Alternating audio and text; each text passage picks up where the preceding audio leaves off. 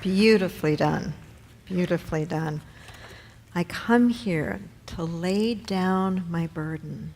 Nod your head if you've ever come into this sanctuary with that intention, just to be able to put down whatever life seemed to have plopped in your pathway that week. I come here to quiet my mind. We live in a really noisy world, you know? Externally very noisy, but also internally it can be really noisy in here, right? Come here to quiet my mind. I'm listening for wisdom and guidance. Listening for wisdom and guidance in the silence. That's what I find. That really is one of my prayers and one of my hopes for us in the experience that we have together on Sunday mornings.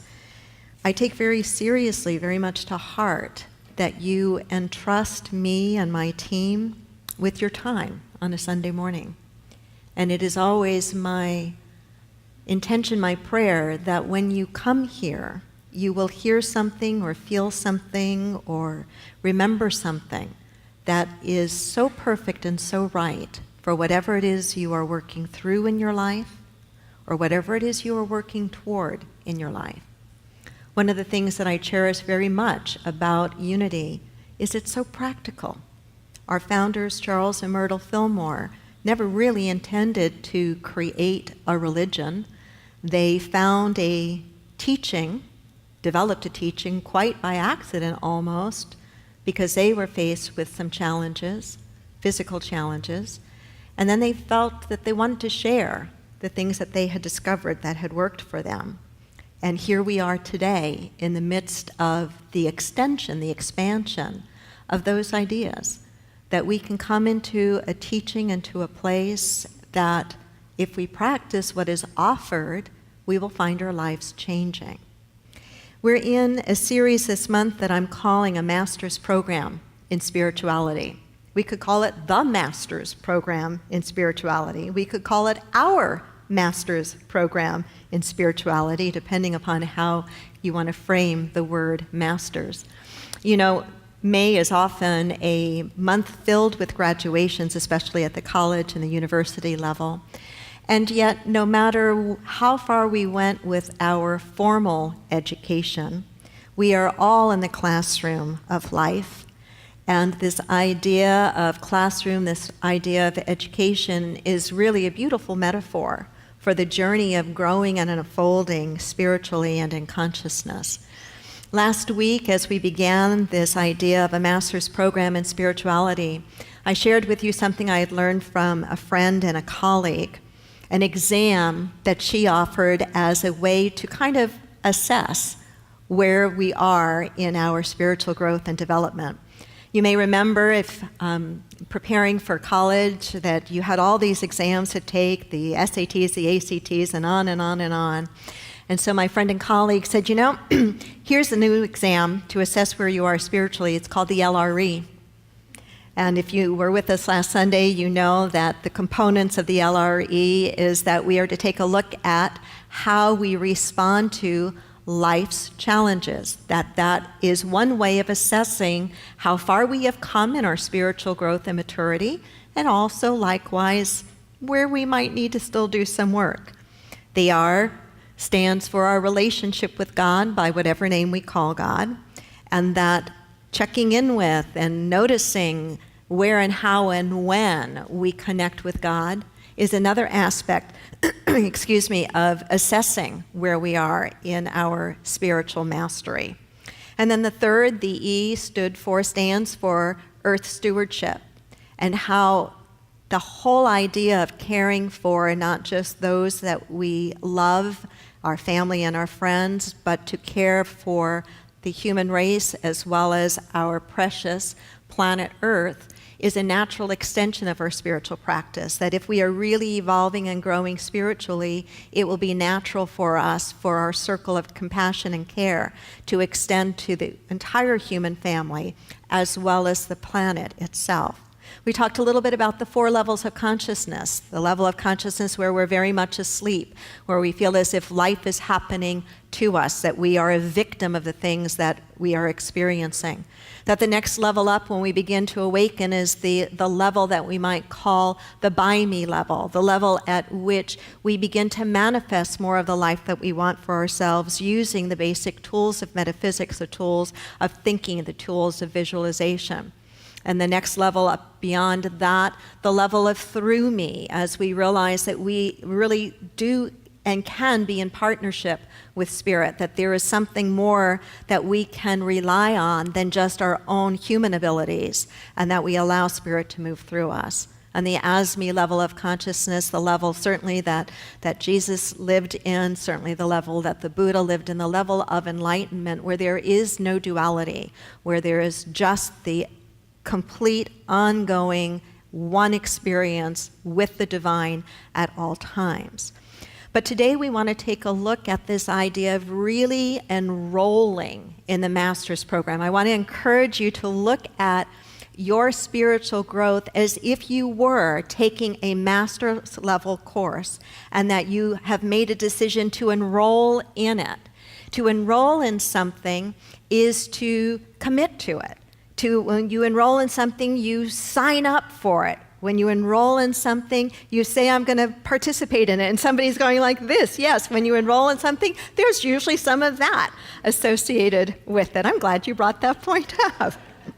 It's to be an active participant in our conscious evolution, to actively participate in evolving consciously by choosing the way we're going to think, the way we're going to feel, the way we're going to act. So how do you do that?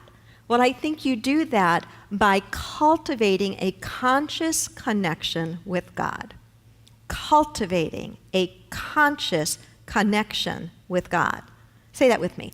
Cultivating a conscious connection with God.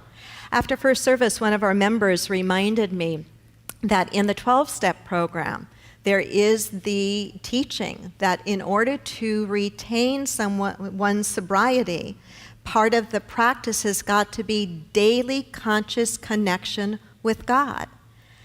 For us to evolve to a master's level of awareness spiritually, it is incumbent upon us to cultivate a conscious connection with God. I like the word cultivate. It makes me think of nurturing something, caring for something to the point of it growing, to the point of it expanding, to the point of it becoming something more. Of course, I love the word conscious, although sometimes I do fall unconscious, as we all do. To be conscious is to be aware, it is to be awake, and connection is all about relationship.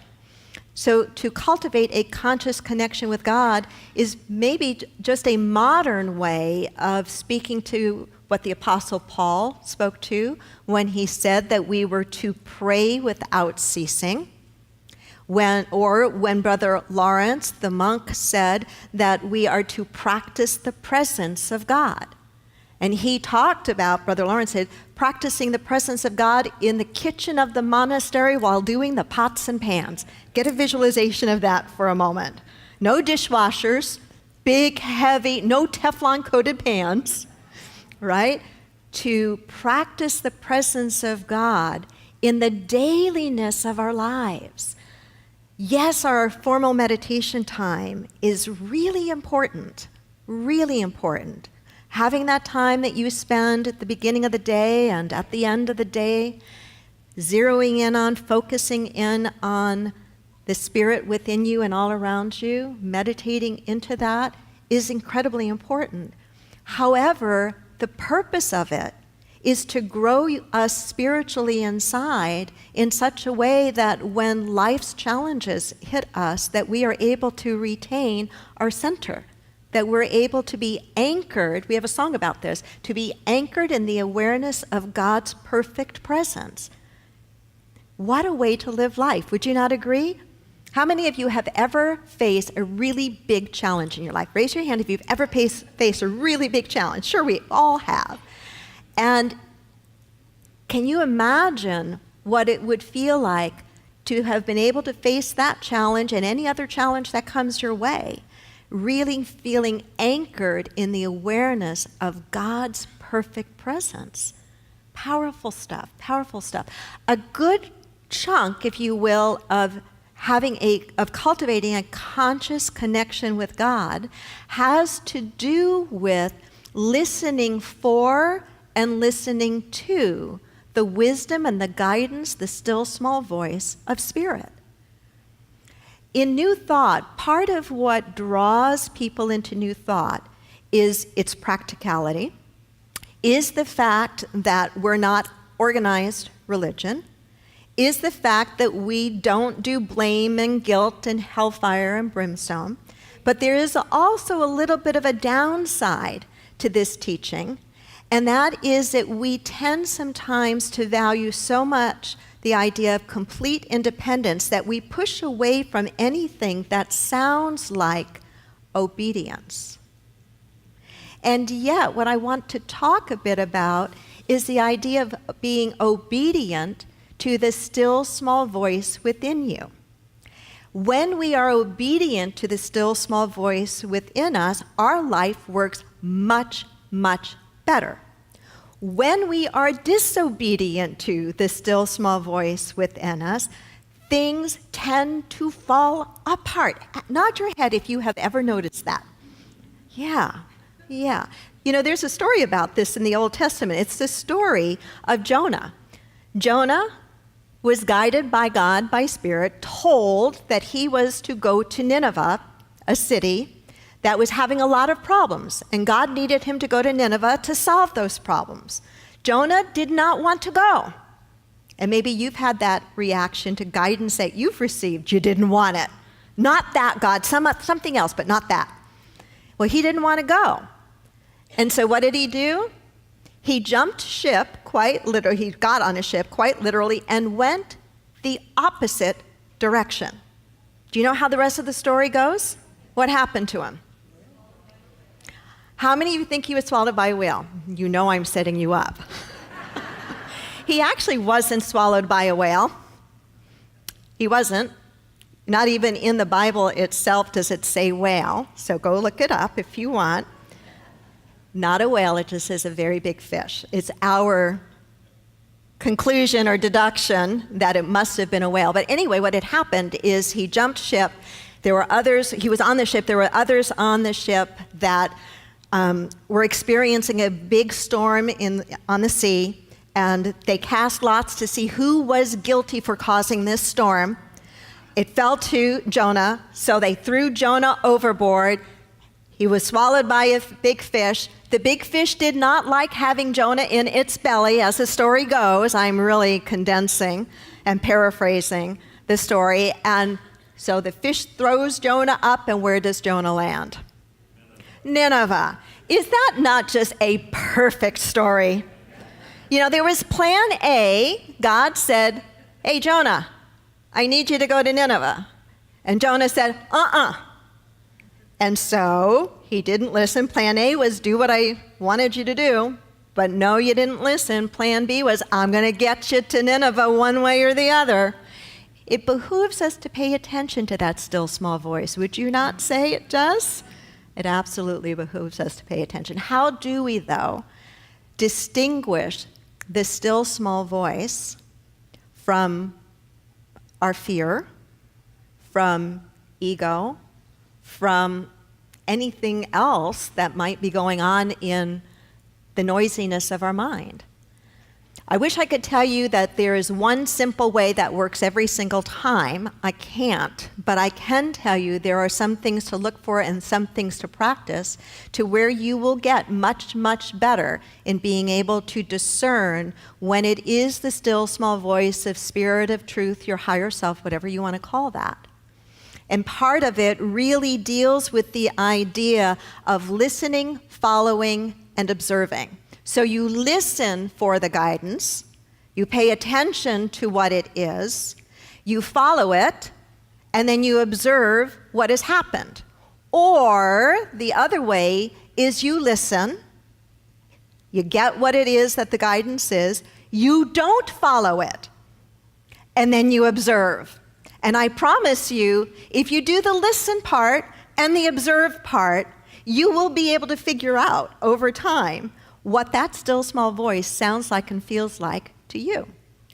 The observing part, one thing I can say is when it is spirit guiding you, that the end result of that guidance will be something that is beneficial to you and at the very least causes no one else any harm. That's really important to make note of. That it will be beneficial to you. I didn't say easy. It will be beneficial to you and will not cause anyone else any harm. A friend, ministerial friend and colleague of mine, was sharing some stories about listening and not following and observing, and listening, following, and observing that still small voice. She was teaching in one of her classes, and she was wearing a pair of very, very high-heeled platform shoes that she absolutely loved, that went perfect with her outfit. And the challenge with these shoes was that they were not too stable. And she had already fallen off of them 4 other times. But she had this last class to teach. She wanted to look her absolute best, and it went perfectly with her outfit. And when she put them on to go out of the house to go teach that class, a quiet voice said to her with no emotion, "Those shoes are dangerous. Do not wear them anymore." She didn't listen. She teaches her class. She gets enthusiastic. She steps back, falls off her shoe, supports herself with her hand, and shatters her wrist in many spots. She said it was quite an ending to her class. Perfect example of listen, she heard, don't follow, and observe the results. She then shared with me a different story, a story in which her husband was following his guidance, and his guidance was to go to, I think it's Brazil, where John of God is. John of God is a healer. And her husband wanted to go to experience John of God. And that was his guidance. And he shared that with her, and she was really concerned about him. And she felt that she was guided to go with him to make sure that he would be okay. But then she checked in with herself. She really checked in. And that voice, that feeling, was a feeling of fear, not a feeling that was rather emotionless and matter-of-fact and calm. And she listened, she followed her higher guidance, which said, no, he's going to be okay. He went by himself and had an experience that was completely different than it would have been had she gone with him. It is a practice to get really good at listening to and for that guidance is a practice. It is one of the things that I have come to appreciate a lot in my own life, is my personal commitment to listening to and listening for that still small voice. I know from my own experiences, the times that I have not listened to it, I have been sorry that I have not listened to it. And some of the times I have listened to it have really forced me to grow and to deal with circumstances and situations that seem pretty significant. One immediately coming to mind years ago when we were trying to get this building and we were stuck with our fundraising. Keith, you may actually remember this.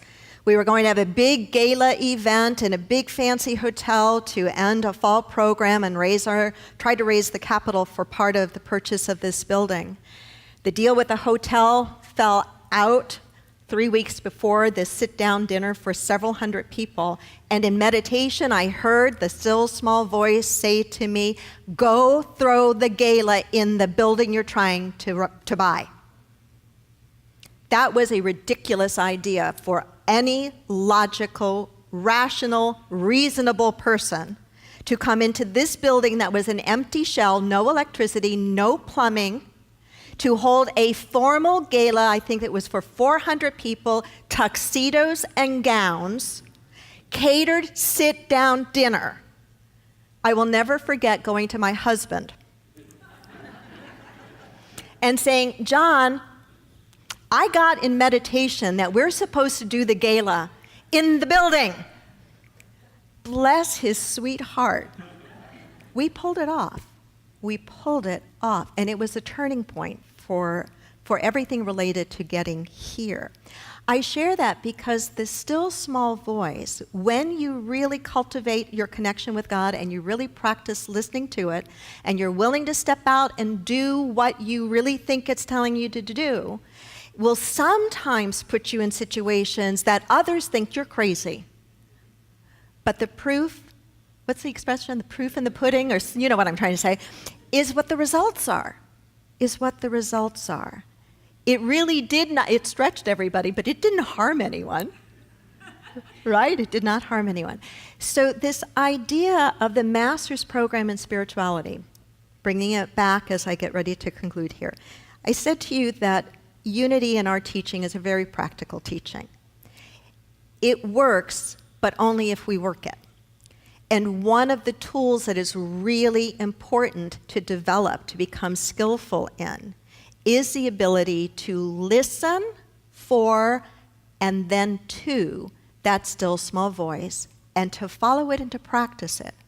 The worst thing that happens is you make a mistake, but you learn from it. You learn from it. You then say, oh, okay, that was fear in me. That was my ego in me. That was wishful thinking. Is this making sense? Okay. So it's a practice you keep checking in with yourself. And one way you can start to practice it is to pick some simple things in your life right now where you know it would be beneficial to you to have some guidance. Pick some little things. I was sharing with some people in a cafe after first service. It's a heck of a place to practice when you're dealing with a major life issue you want guidance on. If that's the first time you've really sat down and said, okay, God, guide me, I'm listening. I mean, it's a little bit, well, I won't even go into it. Start with the little things. If there's something that's kind of small for you right now that's going on that you'd like some guidance, start asking. Bring it into your meditation time, not with an energy of desperation, but with an energy of receptivity. Spirit, I'd like to be guided. I'm listening. And then notice thoughts that cross your mind. Notice feelings that you might have. Notice if suddenly you pick up a book and there's a line in it that just, Bobby, you know what I'm talking about, that just jumps off the page and you know is for you. And then put it to the test and see where that takes you. Journey with me on this, okay? Namaste.